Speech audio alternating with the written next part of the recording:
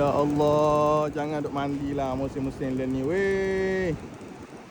Bahaya. Biasanya orang lemah-lemah tu sini biasanya. Ni budak-budak mandi kan sini dalam.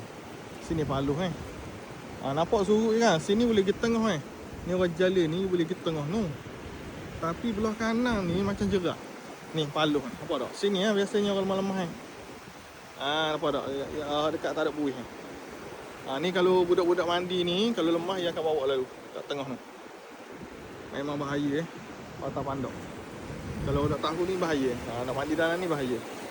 Nak mandi sini boleh. Tapi jangan musim-musim lain ni jangan. Ujung tu pun bahaya kau. Apa tak? Ni waktu pagi tangan surut. Sini bahaya. Okey. Tengok abang ni jalan.